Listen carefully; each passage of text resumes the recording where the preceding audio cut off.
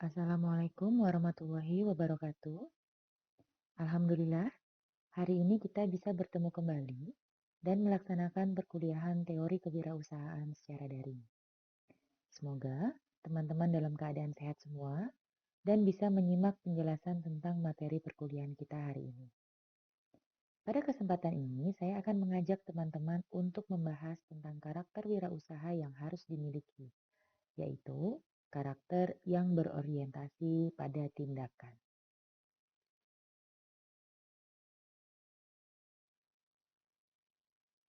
Salah satu ciri seorang pengusaha adalah pikirannya lebih berorientasi pada tindakan atau action daripada sekedar bermimpi, berkata-kata, berpikir-pikir, atau berwacana. Seorang pengusaha harus memiliki orientasi PDCA atau Plan, Do, Check, and Action. Ini berarti dia tidak hanya sekedar merencanakan berbagai strategi dan taktik, tetapi juga melaksanakannya. Secara spesifik, pengusaha harus menghindari NATO, NADO, dan NACO. Apa itu? NETO adalah no action, talk only. Jadi ini adalah sikap dan karakter yang hanya akan menghasilkan gosip saja gitu. Jadi nggak ada tindakan tapi cuma ngomong doang. Kemudian NADO adalah no action, dream only. Sikap dan karakter seperti ini hanya akan menghasilkan sebuah visi tanpa sebuah tindakan. Sedangkan NACO adalah no action, concept only. Sikap dan karakter yang begini hanya akan menghasilkan teori dan falsafah.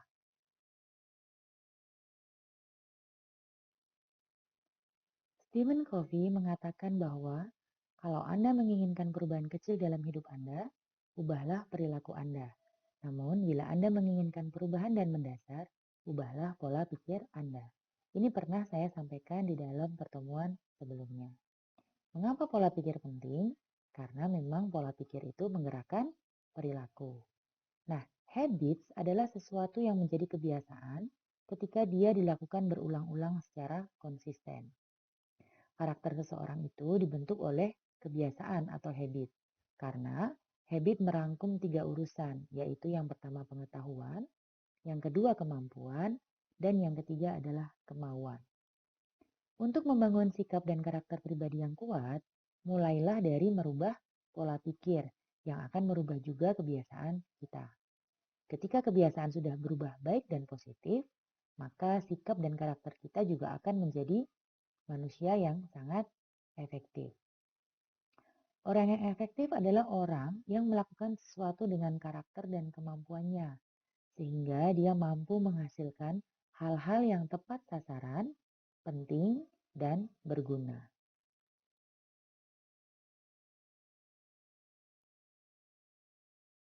Menurut Stephen Covey, manusia yang efektif adalah manusia yang dilandasi oleh sikap-sikap adil dan mengedepankan persamaan.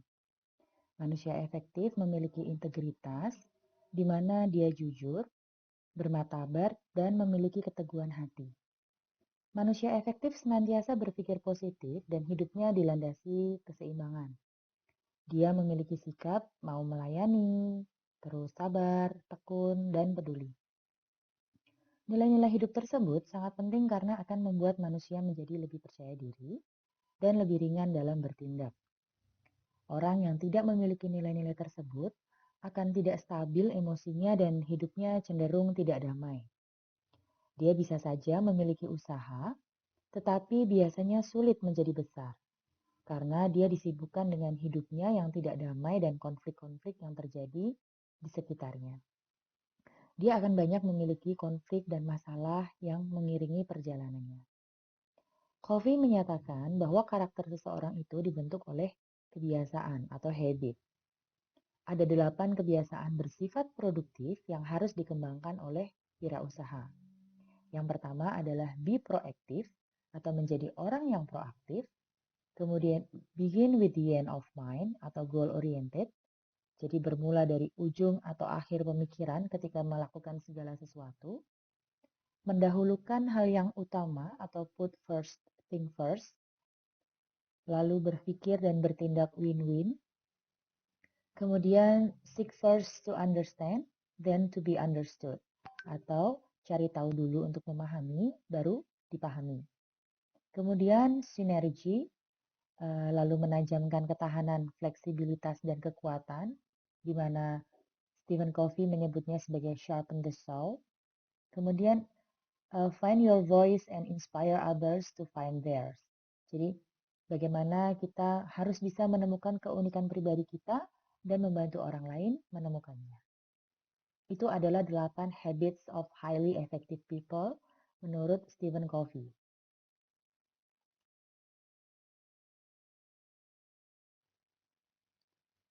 Be proactive atau menjadi orang yang proaktif. Ini adalah kebiasaan pertama yang harus dilakukan wirausaha untuk bisa menjadi orang yang efektif dan berhasil.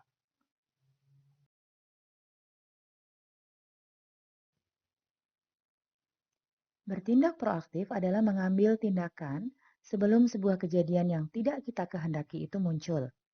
Dengan kata lain, orang yang proaktif selalu mengantisipasi hal-hal yang akan terjadi dan cepat mengambil tindakan penyelamatan ketika segala sesuatunya sudah terlanjur terjadi.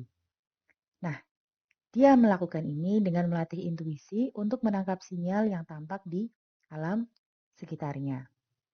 Contohnya, menjelang Lebaran, para pedagang tekstil melakukan stok lebih banyak dari biasanya untuk mengatasi lonjakan permintaan. Kemudian, pedagang makanan saat terjadi pandemi COVID yang sebelumnya berjualan offline langsung mengubah strategi untuk memasarkan produknya secara online. Kemudian dia aktif menawarkan pesan antar untuk menjemput bola ke pelanggan. Jadi orang proaktif adalah seperti itu.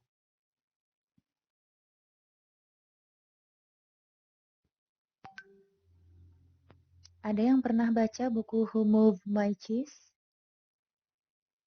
Jadi, buku ini membahas 4 tokoh utama. Jadi ada 4 tikus ya. Tokoh utamanya adalah 4 tikus, di mana 2 ekor tikus itu bernama Sniff and Scurry.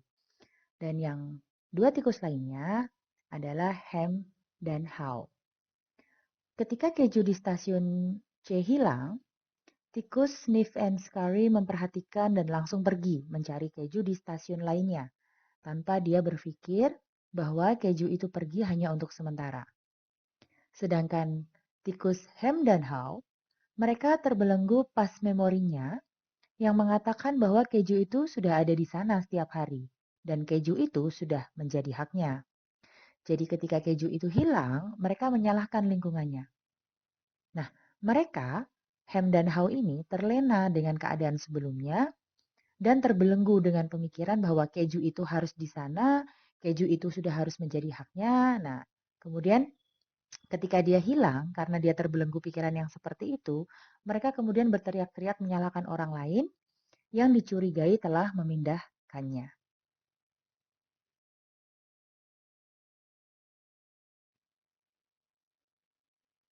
Ini adalah karakter-karakter dari 4 tikus yang saya ceritakan sebelumnya di buku Who Moved My Cheese. Jadi di sini bisa kita baca bersama-sama ya, bahwa the sniffs who anticipate change early by sniffing it out in the marketplace and update the corporate visions. Kemudian the scurry who quickly scurry into actions and adapts. He likes to get things done, so they took actions based on the new corporate visions. Jadi kita lihat di sini ya perbedaannya para tikus ini dalam menghadapi suatu keadaan yang berubah.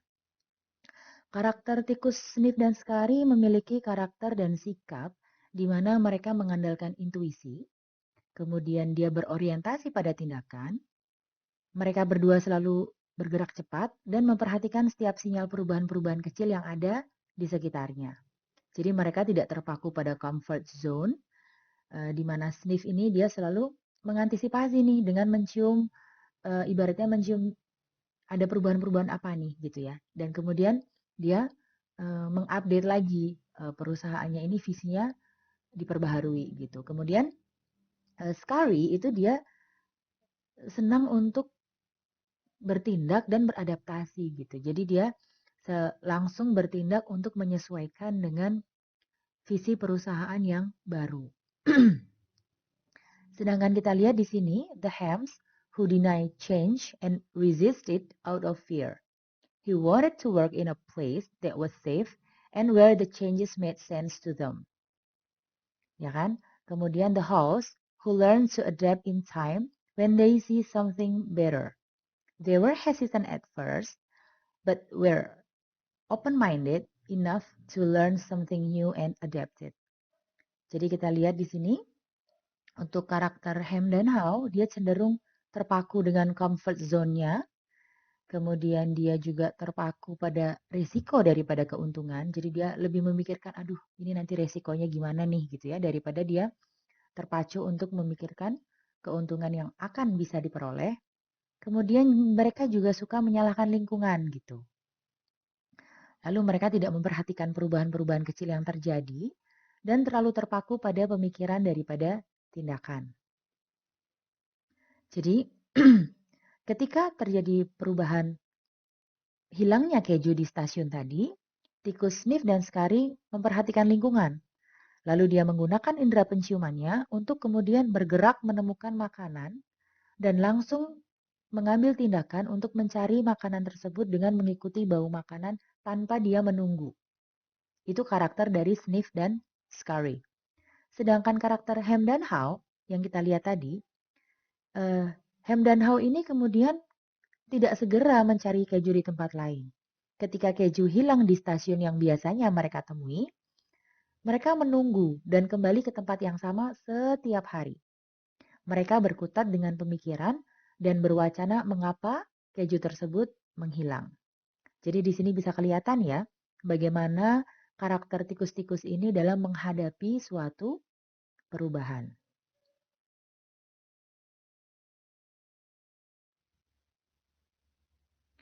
Orang proaktif memberikan respon setelah berpikir cepat dan menganalisa sebuah situasi.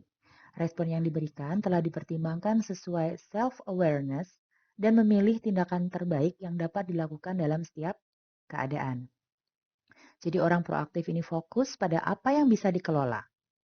Jika gagal, dia tidak menyalahkan keadaan, tapi dia segera mencari solusi lain.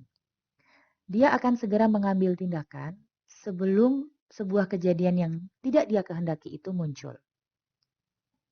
Mereka tidak mengeluh dan mudah menyerah ketika menghadapi dinamika kehidupan, apalagi menyalahkan keadaan atau menyalahkan orang lain.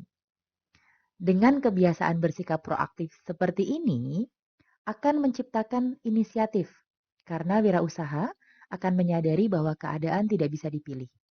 Sehingga wirausaha kemudian pandai menentukan keputusan. Jadi kesimpulan dalam bersikap proaktif adalah bertindak cepat mengenali lapangan dan memiliki pertimbangan yang good. Itu adalah lebih baik daripada melakukan sesuatu yang great namun lambat karena terlalu banyak pertimbangan. Gitu ya. Jadi lebih baik itu bertindak cepat mengenali lapangan dan memiliki pertimbangan yang good daripada melakukan sesuatu yang harus great nih gitu ya, harus hebat gitu, tapi lambat karena terlalu banyak pertimbangan. Jadi good saja sudah bagus gitu, asal dia memang reaksi positif gitu ya dari apa yang kemudian kita hadapi. Di mana good ini memang sudah memiliki pertimbangan, kemudian juga disesuaikan dengan kondisi lapangan yang ada. Daripada kita harus lama gitu ya menentukan untuk melakukan sesuatu yang great gitu. Nah, good kadang lebih baik daripada great yang memerlukan waktu yang lama.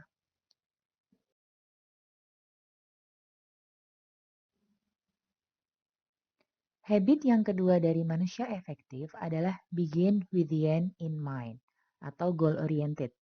Jadi, seseorang untuk bisa menjadi manusia yang efektif itu harus selalu melakukan segala sesuatunya itu bermula dari ujung atau akhir pemikiran. Nah, kebiasaan ini harus dimiliki oleh seorang wirausaha.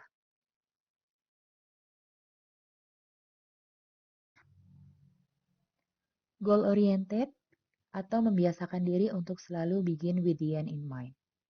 Jadi, orang yang memiliki goal oriented ini dalam memulai segala sesuatu hal, itu dia melakukannya dengan melihat tujuan akhirnya. Jadi orang dengan habit ini adalah seseorang yang berorientasi pada tujuan. Hidupnya itu dijalani dengan kejelasan tujuan. Untuk dapat menjadi seseorang yang berorientasi pada tujuan dan hidup dengan kejelasan tujuan tadi, itu kita bisa melakukan langkah-langkah sebagai berikut. Yang pertama, kita tetapkan tujuan akhir. Jika meninggal, itu kita ingin dikenang sebagai apa? Pikirkan tujuan akhir yang ingin dicapai. Gitu ya. Misalnya ingin hidup bahagia, sukses, sehat, terjamin ekonomi dan sejahtera, serta dikenal baik oleh semua orang. Semua orang suka gitu. Jadi ketika kita meninggal, kita pengen saat meninggal itu kita dalam posisi yang hidup bahagia, kemudian kita sehat, kita sudah sukses, kita terjamin ekonomi dan sejahtera gitu hidupnya, serta kita dikenang sebagai orang yang orang itu nyaman sama kita gitu ya. Jadi nggak ada orang berkonflik sama kita. Itu misalnya tujuan akhir kita seperti itu. Yang kedua, setelah kita punya tujuan akhir, tentukan langkah-langkah kecil untuk mencapai tujuan tersebut. Tadi kan kita bilang ingin menjadi orang yang hidup bahagia, kemudian sehat, sukses, terjamin ekonominya, dan sejahtera. Maka kita tentukan nih langkah-langkah yang bisa kita lakukan pada hari ini untuk supaya nanti kita bisa menuju keinginan kita tersebut. Misalnya, sekarang teman-teman jadi mahasiswa kan? Nah, sekarang kita bisa menyelesaikan kuliah dengan baik, gitu ya. Memahami materi perkuliahan dengan maksimal, agar ketika lulus nanti, teman-teman memiliki pengetahuan dan skill yang bisa kita gunakan untuk terjun dan bersaing dalam dunia praktik atau kerja. Kemudian setelah lulus kuliah dengan nilai yang bagus, dengan skill yang bagus, kita kemudian bekerja terlebih dahulu di tempat orang, katakanlah selama 5 tahun gitu ya, untuk membangun relasi dan memiliki pengalaman kerja. Setelah itu, setelah kita kerja 5 tahun, sudah bisa membangun relasi dan sudah memiliki pengalaman, lalu kita memutuskan membuka usaha sendiri gitu. Misalnya kita ingin menjadi pengusaha sablon kaos yang hidup sukses dan bahagia di Magelang. Atau mungkin mau menjadi konsultan administrasi negara atau menjadi konsultan hukum gitu ya, yang sukses dan bahagia di Magelang. Otomatis kita setelah lulus kuliah, setelah kita mendapatkan ilmu di bangku perkuliahan dengan baik, kita kemudian mulai bekerja dulu nih. Misalnya tadi mau menjadi pengusaha sablon kaos yang hidup sukses dan bahagia di Magelang ya. Ini kita bicara misalnya contoh aja untuk pengusaha sablon gitu.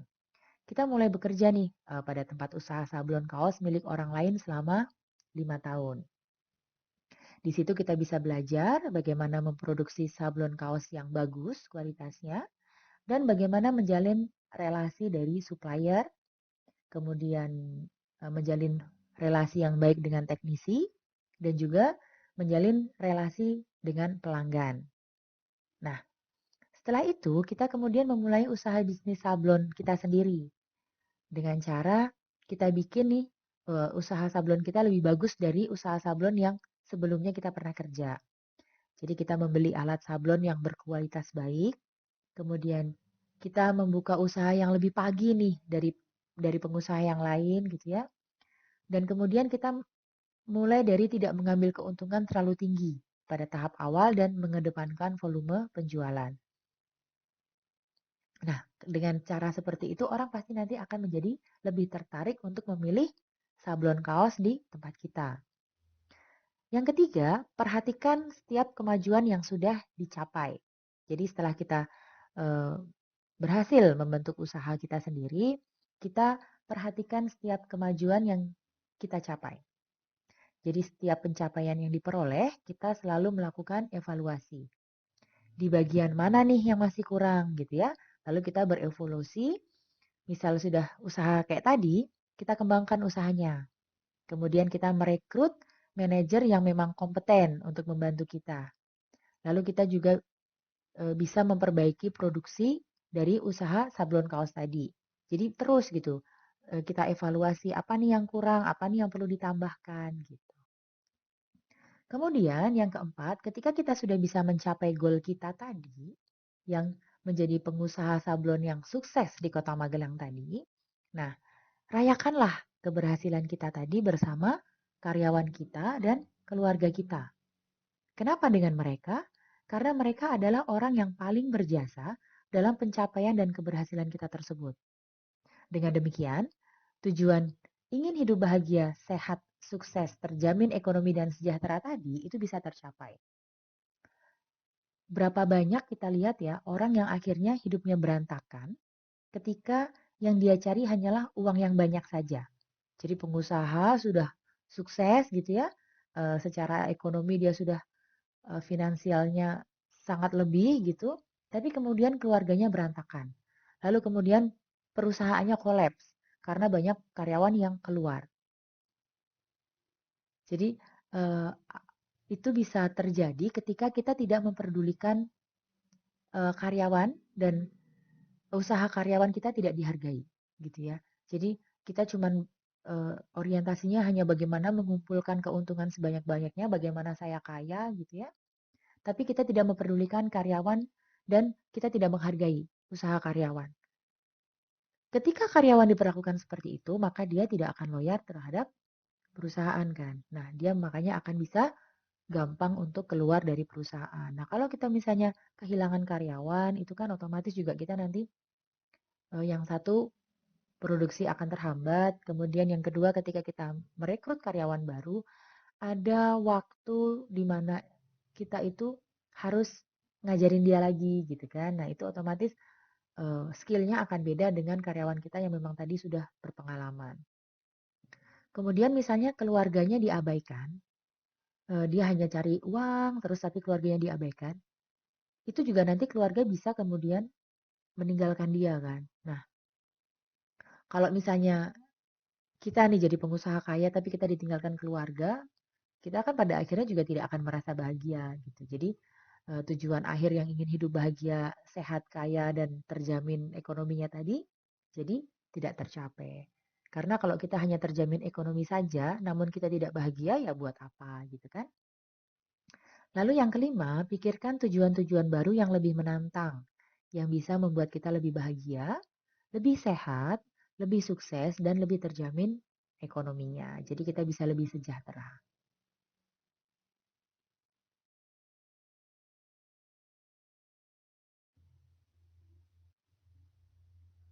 Jadi prinsipnya adalah seperti ini.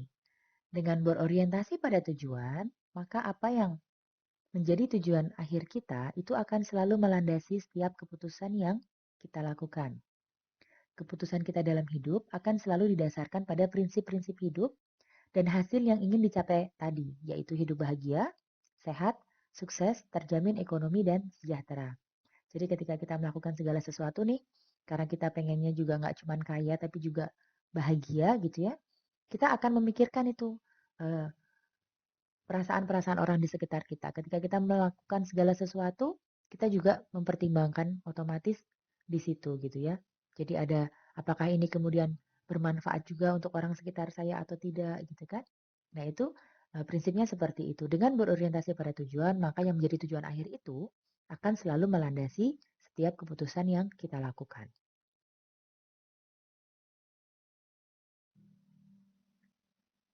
Habit selanjutnya yang harus dimiliki oleh seorang wirausaha adalah put first thing first atau mendahulukan hal yang utama. Dengan bersikap put first thing first atau mendahulukan hal yang utama, maka kita bisa menjadi manusia yang efektif dan sukses dalam berwirausaha.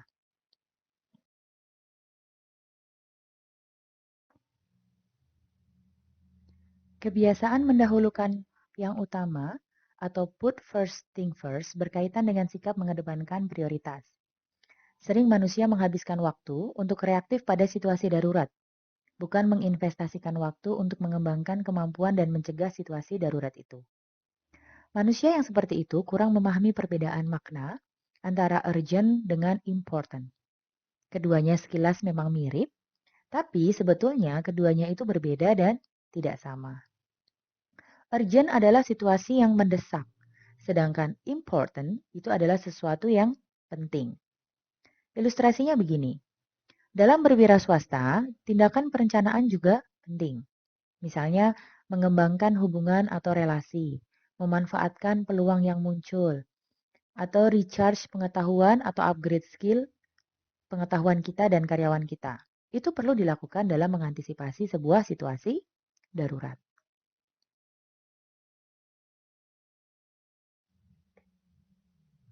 Teman-teman bisa dilihat di layar, ini adalah time matrix untuk menentukan mana hal yang mendesak dan penting, mendesak tetapi tidak penting, penting tapi tidak mendesak, dan tidak begitu mendesak serta tidak begitu penting.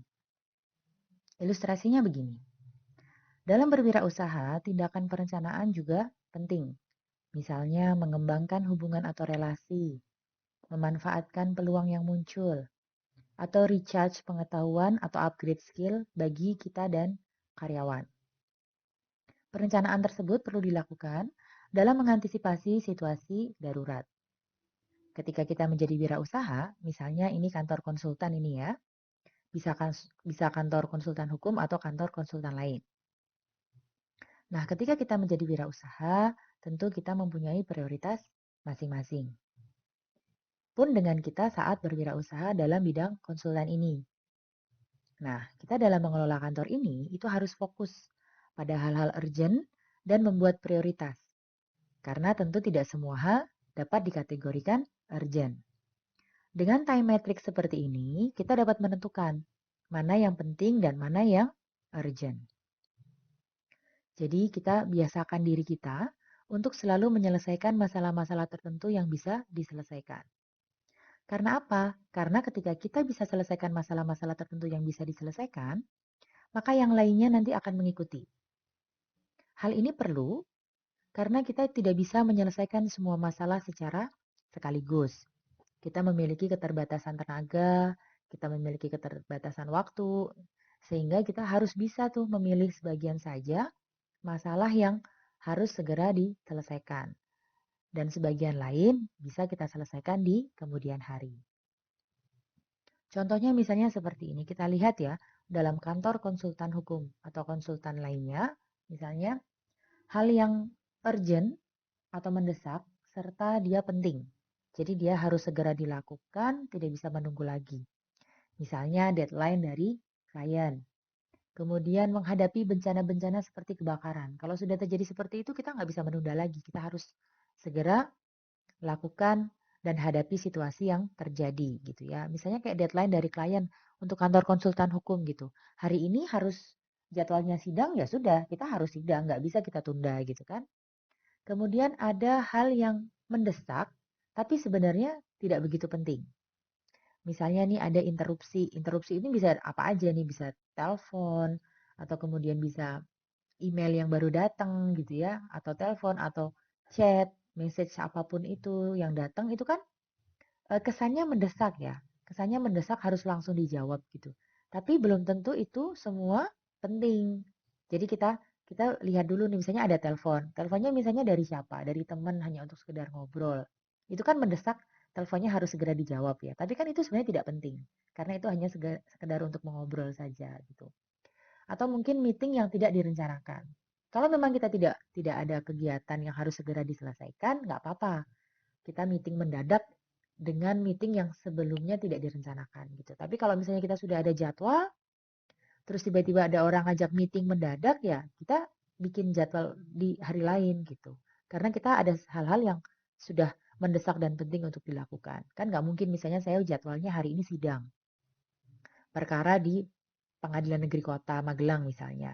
Tiba-tiba jam 10 saya harus sidang, tiba-tiba jam setengah 10 saya ditelepon eh, calon klien baru gitu untuk meeting ketemu eh, membahas suatu perkara gitu. Nah, saya pasti akan tentukan bahwa mohon maaf Bapak, saya ada sidang, tapi nanti mungkin setelah jam 1 saya bisa. Nah, jadi bisa ditunda gitu. Kalau misalnya memang dia tidak begitu penting, tapi kita dahulukan dulu yang sudah mendesak dan penting ini yang sidang sudah mau di depan mata gitu. Kemudian ada yang penting namun dia tidak begitu urgent, tidak begitu mendesak. Misalnya aktivitas-aktivitas preventif yang tadi saya bilang ya, termasuk perencanaan itu yang menjaring network, kemudian ada upgrade skill kita sebagai profesional untuk menambah pengetahuan kita sebagai profesional gitu. Nah, itu penting dan harus dilakukan kalau kita ingin berkembang gitu ya. Kalau usaha kita ingin berkembang. Tapi itu kan tidak begitu mendesak. Misalnya kita bisa jadwalkan, oh bulan depan saya akan ikut pelatihan training tentang misalnya konsultan hukum kekayaan intelektual gitu, misalnya seperti itu. Kemudian ada juga aktivitas yang tidak mendesak, tidak begitu mendesak, tapi juga dia tidak begitu penting. Misalnya aktivitas-aktivitas yang tidak produktif, seperti misalnya nih membaca gosip, kemudian scrolling sosial media, kemudian mager gitu ya di rumah cuman gegoleran gitu. Nah, itu tidak begitu mendesak dan tidak begitu penting. Tapi kadang itu juga perlu kita lakukan gitu ya. Supaya kita juga tetap pikirannya bisa istirahat, bisa refresh.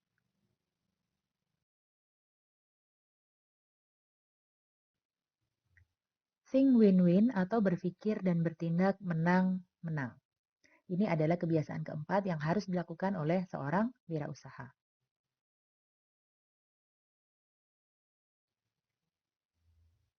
Pada dasarnya berwirausaha adalah upaya untuk memenangkan kehidupan.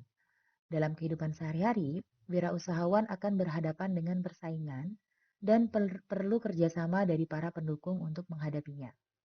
Para pendukung ini bisa keluarga, karyawan, manajer, investor, atau kemudian bank juga bisa, konsultan, para pemasok atau supplier, kemudian para penyalur produk kita atau distributor gitu, kemudian juga bisa yang membeli franchise kita, dan tentu saja konsumen atau klien kita atau pelanggan kita. Terdapat beberapa alternatif solusi dalam berhubungan dengan rekan bisnis, yaitu yang pertama adalah win-win solution, yang kedua adalah win-lose solutions, yang ketiga adalah lose-win solutions, yang keempat adalah lose-lose solutions. Nah, manusia efektif itu akan selalu bersikap win-win, karena dia berusaha agar semua pihak itu mencapai kondisi akhir yang baik.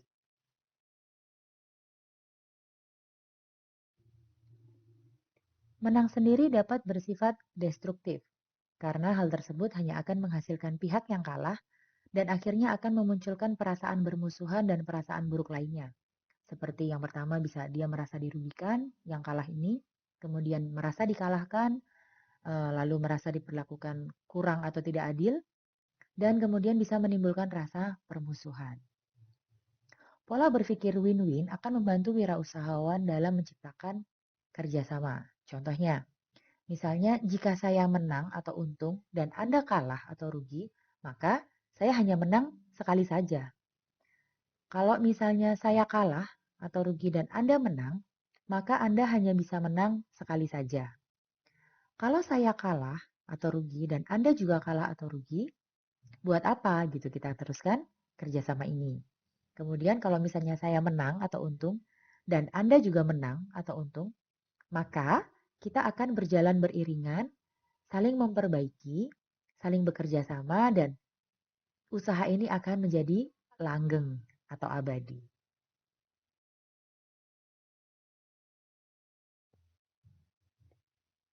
Kebiasaan selanjutnya adalah seek first to understand, then to be understood. Jadi cari tahu dulu untuk memahami, baru dipahami. Ini adalah kebiasaan kelima yang harus dilakukan oleh seorang wirausaha.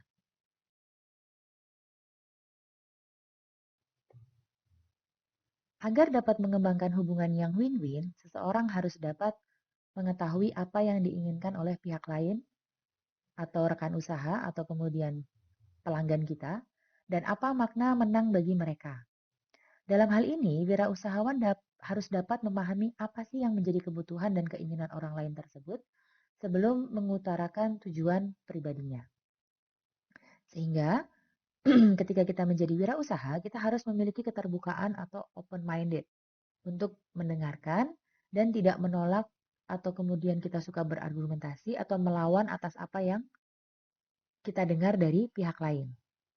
Yang perlu dikembangkan adalah kebiasaan kita mendengarkan dengan seksama dan memikirkannya. atau mau menempatkan diri kita pada posisi orang lain. Contohnya, misalnya kita adalah wirausaha dalam bidang catering. Kita mendapatkan masalah dan tidak bisa memasok makanan sesuai yang disepakati. Jadi kita dapat klien ini ingin mengadakan pesta pernikahan misalnya ya. Nah, klien ini meminta disediakan ayam goreng crispy sebagai salah satu menu hidangannya. Misalnya ini. Tapi kemudian supplier ayam potong kita itu memiliki eh, musibah gitu ya, mengalami musibah, dia mengalami kecelakaan dan ayam yang seharusnya dia kirimkan kepada kita untuk kita masak sebagai ayam goreng crispy itu berhamburan di jalan. Sehingga dia kemudian tidak bisa memasok ayam potong untuk kita masak dalam acara pernikahan klien kita ini. Jadi kita nggak punya bahan bakunya nih. Di lain pihak, klien kita sudah sangat membutuhkannya karena acara pernikahan ini sudah tinggal 5 jam lagi. Nah, sebagai pengusaha catering, kita harus mau nih mendengarkan lebih dahulu keinginan klien kita. Misalnya, apakah klien kita tetap menginginkan ayam crispy sebagai hidangan sesuai kesepakatan awal? Atau dia mau gitu untuk diganti dengan ikan goreng misalnya, atau kemudian menu lain misalnya gitu.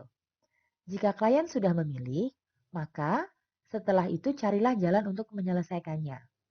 Misalnya klien kita itu tetap menginginkan ayam crispy, dia nggak mau diganti dengan ikan goreng. Maka kita harus dengan segera itu mencari rekan usaha lain yang bisa membantu memasok ayam potong.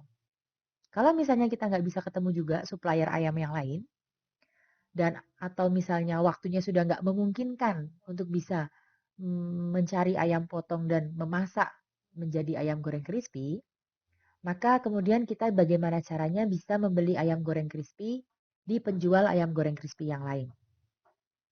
Gitu. Jadi meskipun kita dengan membeli ayam goreng crispy yang sudah jadi, itu kan otomatis harganya lebih mahal, ya. Beda dengan ketika kita membeli ayam bahan baku untuk dimasak menjadi ayam crispy. Itu kan otomatis beda cost-nya. Nah, tapi nggak apa-apa meskipun kita harus nombok dan merugi sesaat, tapi kita nanti akan tetap menjadi mitra yang baik untuk jangka panjang. Jadi kita akan dibicarakan positif oleh klien tersebut sebagai catering yang bertanggung jawab dan kemudian kita tidak kehilangan pelanggan. Dengan memberikan prioritas pertama pada klien kita tadi, maka masalah dapat diselesaikan. Klien akan merasa dimengerti dan dihargai. Jadi dia menang gitu ya. Kita menangkan dia, kita ikuti kemauan dia. Dia pun nanti akan membalas dengan hubungan yang lebih baik lagi gitu. Mereka akan merekomendasikan kita kepada keluarganya, kepada temannya, atau kepada orang-orang lain bahwa kita ini adalah catering yang bertanggung jawab dan memuaskan. Nah, di sini kita akan mendapatkan eh, apa ya posisi yang menang dan menang. Dua-duanya menang, tidak ada yang dirugikan.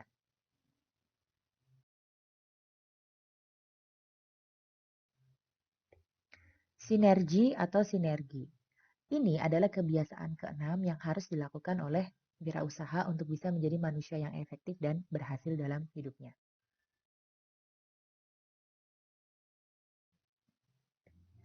Sinergi adalah suatu total yang lebih besar dari penjumlahan elemen-elemen tunggalnya. Setiap orang kita tahu ya, pasti butuh individu lain.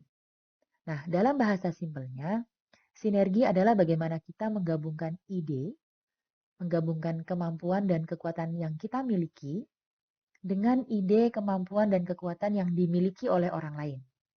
Nah, penggabungan ini dilakukan untuk kebaikan bersama. Dengan melakukan sinergi dengan orang lain, maka hasil dapat lebih mudah terwujud karena kita saling melengkapi. Ketika ingin melakukan sinergi, kita harus bisa menghargai perbedaan kita dengan orang lain dan bisa menyatukan visi kita dengan orang lain. Sinergi yang efektif sangat bergantung pada komunikasi. Seringkali, seseorang tidak mau dan tidak mampu mendengarkan atau to listen. Jadi orang belum tentu bisa mau dan mampu mendengarkan lawan-lawannya dan merespon. Mereka hanya mampu sekedar mendengar atau to hear dan bereaksi secara refleks. Nah, reaksi yang diberikan secara refleks ini adalah reaksi yang ditunjukkan dalam reaksi kadang defensif atau kemudian kadang pasif. Juga bisa saja reaksinya itu bertindak melawan dan menghindari atau tidak kooperatif istilahnya. Padahal kooperatif atau kerjasama dan komunikasi adalah dua kaki dari hubungan yang bersinergi.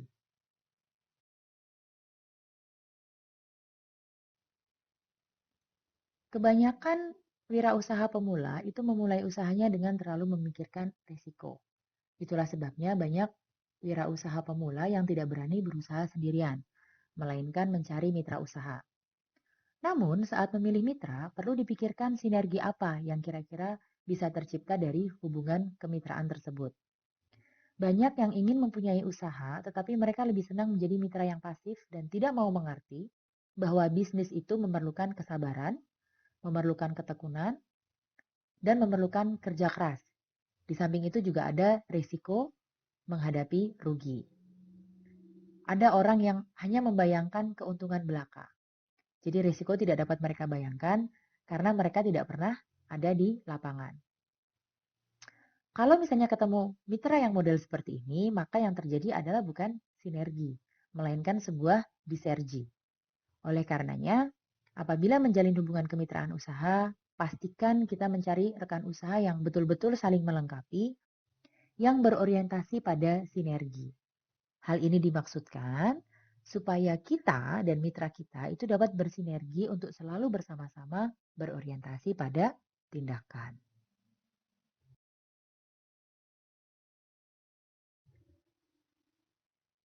Sharpen the saw atau menajamkan gergaji.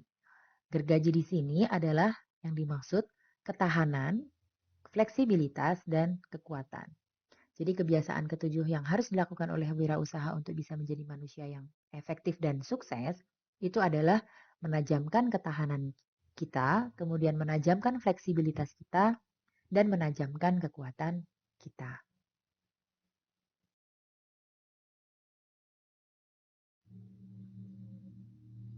Habit ini berkaitan dengan upaya yang dilakukan oleh seseorang untuk melatih ketahanan, fleksibilitas, dan kekuatannya. Upaya yang dapat dilakukan adalah dengan memberi makanan pada jiwa melalui kegiatan yang positif-positif. Misalnya kegiatan spiritual.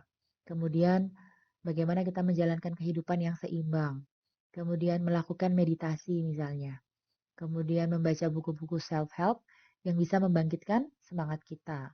Atau juga bisa mendengarkan musik dan kata-kata yang menggairahkan. Keseimbangan mental dapat mengubah kebiasaan buruk seperti menonton TV berlebihan dan bermalas-malasan. Dengan kata lain, hal ini berkaitan dengan latihan mengembangkan hati, koneksi emosi, dan keterikatan kita pada orang lain. Selain itu, jangan pernah takut salah selama kesalahan-kesalahan tersebut masih berupa kesalahan kecil. Ingatlah ketika manusia menciptakan pensil, manusia juga membuat penghapus. Jadi it's okay to make mistake dan kesalahan itu adalah kesalahan-kesalahan cerdas yang akan mengantarkan kita pada sebuah pembelajaran. Bila kita tidak pernah melakukan kesalahan, maka kita tidak akan pernah belajar dan tidak akan pernah melakukan sebuah action atau tindakan. Seseorang yang tidak pernah melakukan kesalahan, dia tidak pernah melakukan apapun, itu tidak bisa menajamkan ketahanan, fleksibilitasnya, dan kekuatannya. Jadi, misalnya Anda suatu saat atau sudah menjalankan usaha menemukan penolakan-penolakan gitu ya saat membangun usaha. Ketika menawarkan produk atau jasa Anda itu ditolak gitu ya, kemudian menerima kata-kata penolakan yang mungkin sebenarnya nggak enak didengar gitu ya. Nah, hadapi itu dengan kepala dingin. Sehingga penolakan itu kemudian menjadi berubah menjadi sebuah penerimaan gitu. Tetaplah konsisten untuk memberikan penawaran yang terbaik dan tekun meyakinkan kepada calon pelanggan atau calon klien kita atau juga bisa calon investor kita. Jadi ketika kita menemukan kesalahan, ketika kita menemukan penolakan gitu, tetap harus semangat, gitu ya. Jadi tetap konsisten untuk bisa melakukan hal yang terbaik supaya kita bisa kemudian ketahanan kita, fleksibilitas kita dan kekuatan kita itu bisa teruji.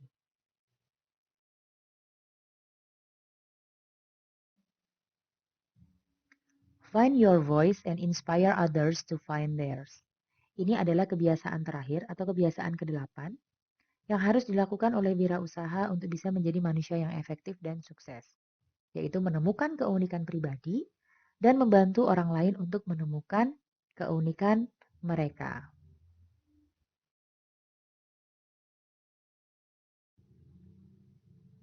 Kebiasaan ini berhubungan dengan perubahan dan perilaku efektif yang 7 tadi. Jadi dengan melakukan kebiasaan ke-8 ini adalah untuk bisa menjadi luar biasa. Untuk itu, seseorang harus memulai dan menemukan atau mengenali keunikan dirinya.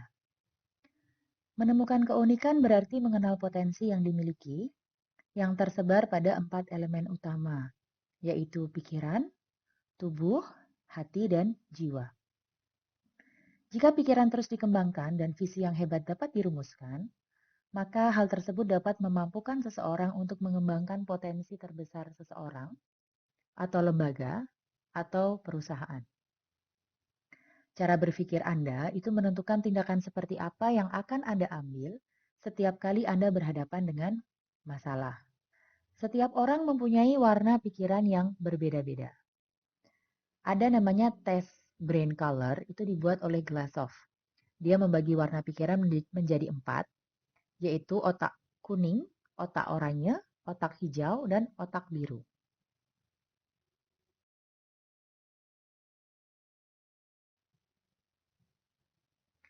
Orang dengan otak kuning adalah orang yang bersifat hati-hati, penuh perencanaan, terorganisir, bertanggung jawab, dan komitmen.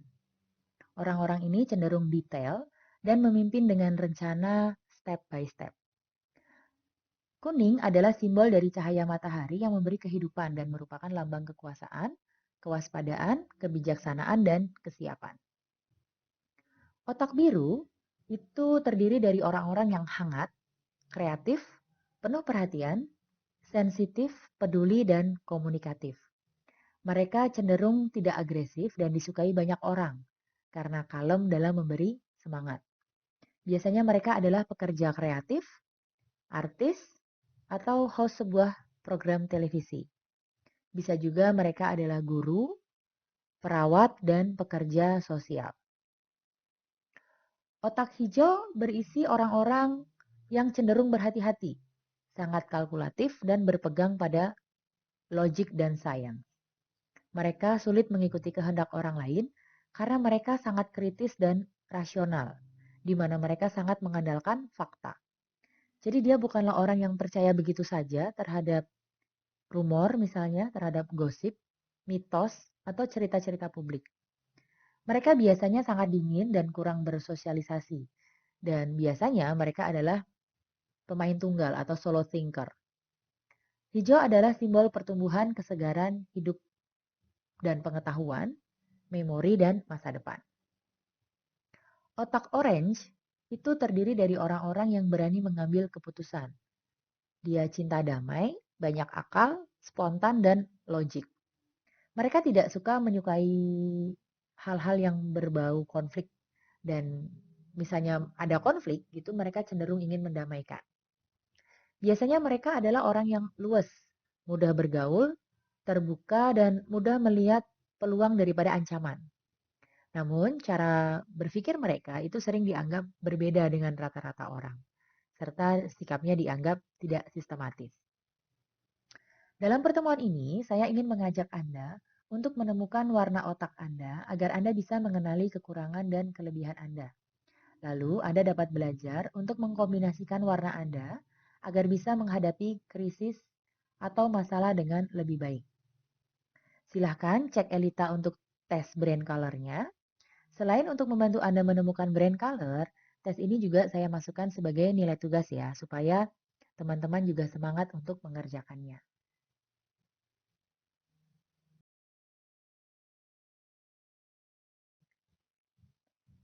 Dalam merespon setiap permasalahan, masing-masing pemilik warna otak itu mempunyai cara berpikir yang unik. Pemilik otak orange cenderung hidup merdeka, bebas dari belenggu, dan tidak punya keraguan-raguan. Tetapi ia seringkali dianggap manipulatif, tidak stabil, dan petualang oleh warna otak lain. Dalam menyelesaikan sebuah masalah, warna otak jenis ini yang sangat dibutuhkan karena dia inovatif dan banyak akal. Pemilik otak hijau kritis dan logis, namun ia kurang didukung banyak orang karena cenderung tidak bisa bekerja sama dengan orang lain. Dan bila ditentang, dia akan kurang luwes dalam merespon. Pemilik otak biru itu berpotensi merekatkan orang dan senang menolong orang lain. Namun seringkali dia kurang tajam dan agak moody. Sementara itu, pemilik otak kuning yang biasa bekerja sistematis itu kurang mampu berpikir paradoks dan masih terperangkap oleh cara kerja stabil dan tradisi. Sehingga dalam beberapa hal, ia dipandang sebagai orang yang kurang fleksibel. Menurut Renald Kasali dalam bukunya Marketing in Crisis, dalam mengatasi banyak masalah, sebaiknya kita dalam memilih karyawan itu yang bisa dijadikan sebagai salah satu pemimpin adalah yang mempunyai otak warna orange atau warna kuning. Atau bisa lagi lebih bagus kalau memiliki kombinasi kedua warna otak orange dan kuning ini.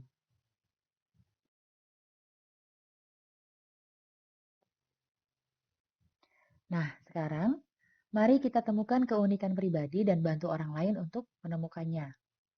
Kita kenali warna otak kita dan kenali kekurangan serta kelebihannya kita. Lalu kita kenali juga warna otak teammates atau mitra usaha dan karyawan kita. Kemudian lakukan workshop untuk mengadaptasi warna otak seluruh anggota tim, sehingga masing-masing anggota tim tidak lagi menjadi pemilik warna tunggal yang dominan atau single dominant color. Melainkan kalau bisa kita dibikin multicolor. Karena semakin berwarna itu semakin bagus untuk mengatasi krisis. Kemudian berikan kepercayaan untuk mengembangkan usaha kepada salah seorang pemimpin.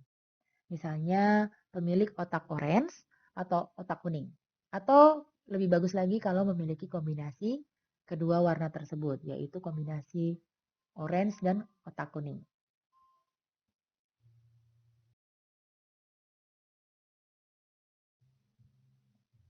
Oke, sepertinya perkuliahan hari ini sudah berakhir. Terima kasih sudah menyimak penjelasan materi perkuliahan hari ini sampai selesai. Kemudian saya berharap semoga penjelasannya bisa dapat dipahami ya, dan dapat diterapkan oleh teman-teman calon wirausaha hebat di sini. Seperti biasa, jika ada pertanyaan, teman-teman bisa sampaikan langsung kepada saya melalui forum diskusi yang saya sediakan di Elita atau WA Grup Kelas.